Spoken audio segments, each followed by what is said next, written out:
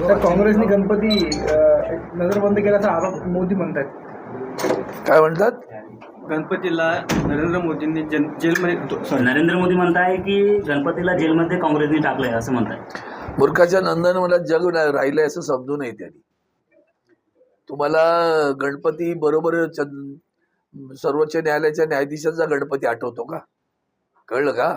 आणि जेव्हा स्वतः म्हणजे त्यांच्याशी थेट नसले तरी त्यांच्या पक्षाच्या विरोधात केसेस चालू आहेत सुप्रीम कोर्टात, आणि अशा वेळेला तुम्ही मुद्दामून या देशामध्ये हिंदू मुस्लिम खास करून महाराष्ट्र आणि हरियाणा निवडणुकीसमोर ठेवून तुम्हाला दंगली घडवायच्या आहेत आणि हिंदू मुस्लिम असं पोलरायझेशन करायचं आहे, ध्रुवीकरण करायचं आहे, म्हणून असल्या स्टेटमेंट दिल्या जातात. माझं हिंदू बांधवांना विनंती आहे, गेल्या 11-12 वर्षात ते आहे, त्याच्या अगोदर ते गुजरातमध्ये मुख्यमंत्री होते, कुठल्या गणपतीला कुणाच्या घरी गेले होते जरा दाखवून द्या बरं, आणि कुणाच्या आरती करत होते. आरती करण्याबद्दल, गणपतीला जाण्याबद्दल नाही, कुणाच्या घरी जात आहे आणि कोणत्या वेळेला जात आहेत ती वेळ लक्षात घ्या. हे कळलं पाहिजे. राजकारण आपल्याला राजकारण रसातळाला नेण्याचं काम कोणी केलं असेल या देशामध्ये तर भारतीय जनता पार्टीने केलेलं आहे. तुम्हाला सगळ्यांना नाही वाटत का हो खरेदी विक्री सुरू आहे? खरेदी विक्री महासंघ म्हणजे भाजपा. सांगा ना एकदा. मग तो त्या गणपतीला आवडतो का विचारा. खरेदी विक्री महासंघ गणपतीला मान्य आहे का विचारा ना जरा. म्हणून सांगतो तुम्हाला की ह्या जाणीवपूर्वक अशा टीका करायच्या आणि दाखवायचं बघा बघा आम्ही हिंदुत्व. अरे कसलं तुमचं ढोंगी लोक तुम्ही. कालपर्यंत जय श्रीराम करता, आता जय जगन्नाथ करता. तुमचं कोणावर श्रद्धा आहे? कोणावर आहे? तुमची श्रद्धा फक्त सत्तेवर आहे. आणि म्हणून आदरणीय उद्धवजी ठाकरे साहेब त्यांना जो शब्द दिलाय सत्ता जिहादी, हे जिहादी लोक आहेत, सत्तेसाठी काही करू शकतात. विधानसभेमध्ये उद्धव ठाकरेंची जी ताकद आहे ती कमी आहे, काँग्रेसची ताकद जास्त आहे, तर ही जागा काँग्रेस हो मला सांगा ना, निवडणुकांमध्ये प्रत्येक पक्ष असा आग्रह धरतोय ना. त्यांना आग्रह धरला म्हणून काय झालं? आम्ही आग्रह धरला, आमचे जिल्हा प्रमुख आहे, संपर्क प्रमुख आहे, सगळ्यांनी आग्रह धरलेला आहे बुलढाण्याचा. मी आज आलोय बुलढाण्याच्या मोर्चाला आलोय. बुलढाण्यात आमचे आमदार असतात कायम होते. एखादा गद्दार निघाला म्हणून बुलढाणा सोडलं की काय? आम्ही बुलढाणा आमचा आहे, शिवसेनेचा आहे. शिवसेना उद्धव बाळासाहेब ठाकरे या पक्षाचा बुलढाणा आहे, एवढं लक्षात ठेवा. त्या पक्षाचा आमदार व्हायला पाहिजे. खोळाच आहे ना तो, त्याच्याबद्दल आणखीन काय बोलायला पाहिजे? 52 नंबरही खोळा. 52 सर धीरज लिंगाडे हे आमदार आहे काँग्रेसचे, त्याला म्हणा स्वतःच्या मुलाचं बघ. का लपालपी छप्पाछपी चालली आहे ना ती सांग पाहिजे. कळलं का? तिची लपाछपी सुरू आहे. सीसीटीव्ही कसे गायब झाली ते बघा बरं. उद्धव साहेब ठाकरेंबद्दल नका बोलू, मुलाबद्दल बोला पहिलं म्हणावं. त्यांच्या आपसातील प्रेमाच्या बद्दल मला कशाला सांगता? त्यांचं मगाशी मी बोललो, कोणाला तरी शेजारी बसल्यावर ओकारी येते, कोणतरी गरळ ओकतो, कोणतरी आणखीन शिवराळ भाषा बोलतो. त्यामुळे ते सगळं चाललंय, चांगला आनंद आहे तो. असू देऊ. ज्या दिवशी माननीय राहुल गांधीजी बोलतील तेव्हा ऐकूया आपण, सोनिया गांधीजी बोलतील तेव्हा ऐकूया. मुख्यमंत्री चेहरा मी काय बोललो पुन्हा ते पुढचा प्रश्न बोललो राहतच नाही ना शिल्लक. पुढचा प्रश्न कसा शिल्लक राहतो? सोडून द्या ना. कसली आघाडी होते बघा ना. होईल का आधी ते बघा. आधी काय नको तिकडे वेळ घालवतो आपण. केंद्रीय राज्यमंत्री प्रतापराव जाधवांनी एका भाषणामध्ये असं सांगितलं की त्यांनी 3 पिढ्यापासून वीज बिल भरलेच नाही म्हणून. बघा या देश महाराष्ट्राला आदर्श. काल मोर्चात होते ना त्यांना विचारा का हो ते वीज बिल भरत नाही, तुम्ही का भरता? त्यांच्या मोर्चातल्या लोकांना विचारा तुम्ही बिल का भरता? जा त्याच्या घरी, सगळ्यांनी बिल त्याच्या घरी पाठवून द्या. सांगा आता आमची बिल पण तुम्हीच भरा, नाही तर भरू देऊ नका.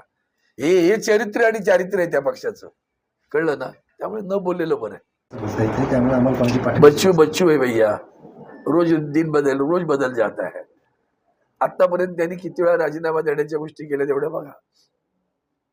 त्यामुळे काय मूळ नसतं, शेंडा नसतो, असली माणसं घेऊन तुम्ही कसले प्रहार करत बसता. मी महाविकास आघाडी दौरा महाराष्ट्रभर. मला विद्यमान माझ्याकडे पश्चिम विदर्भाची जबाबदारी तर आहेच, पण आदरणीय उद्धवजी जिथं जिथं सांगतील तिथं तिथं जाणार आणि भगवा भडकवण्यासाठी आणि महाविकास आघाडीचा विजय करण्यासाठी प्रयत्न करणार, कष्ट करणार. विदर्भाच्या माध्यमातून आतापर्यंत कुठलाही निर्णय घेण्यात आला नाही. महाविकास आघाडीच्या मार्फत विदर्भातल्या अद्यापर्यंत कुठल्याही जागेच्या वाटपाचा निर्णय नाही. आम्ही सगळ्याच जागा मागू ना. सगळेजण सगळ्या जागा मागतील. त्यामुळे प्रत्येकाने मला वाटतं आदरणीय संजय राऊतजींनी छान उत्तर दिलं, जिंकेल त्याची जागा. त्यामुळे उगाच आपलं सगळीकडे बोट टाका आणि करा, अपशकून करा असली कामं नाही करत आम्ही. शिवसेना किती जागा मागणार? माझा तो प्रश्न नाही, तो माझ्या पक्षाच्या प्रमुखांचा पक्ष आहे. पक्षप्रमुख यामध्ये लक्ष घालतात. आम्ही महाविकास आघाडी म्हणून जी जी जागा ज्याच्या ज्याच्या पदरात येईल तिकडे सगळे एकत्र पडून एकसंघ होऊन काम करून जिंकून आणणार जागा. जी मानसिक स्थिती ते ढासळली असल्याचे दिसून येते. नाही, मला त्या विषयात पडायचंच नाही ना, पुढचं कशाला घेता. मला त्या विषयातच पडायचं. त्यांनी त्यांचं बघून घ्यावं. मांडीला मांडी लावून बसल्यावर काही ना वकार येते, काही ना शिव्या द्याव्याशी वाटतात, बघून घ्यावं त्यांनी. अर्बन नक्षलवादी चालवते आपलं काय मत? हास्यास्पद आहे. तुम्ही आता जम्मू काश्मीरच्या निवडणुका आहेत हो, लाज वाटली पाहिजे, जनाची नाही मनाची तरी. आदरणीय पंतप्रधान तिथं जात आहेत आणि जवान शहीद होतोय रोज, त्याची लाज वाटते का? नाही.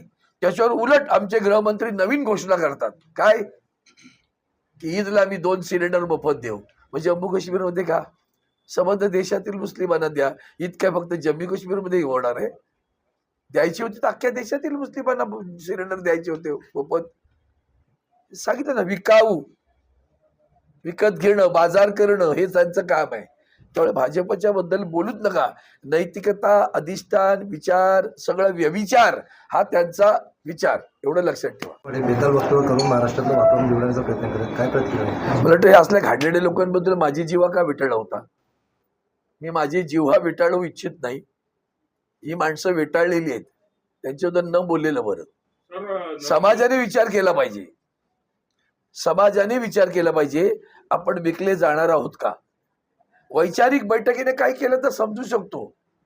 ज्याला वैचारिक बैठकच नाही, जे सरड्यासारखी रंग बदलणारी माणसं तत्वाच्या गोष्टी करतात आणि तुम्ही त्यांच्या मागे विचारता, प्रश्न विचारता, तुम्हाला पण वाटलं पाहिजे की कोणासाठी प्रश्न विचारला पाहिजे.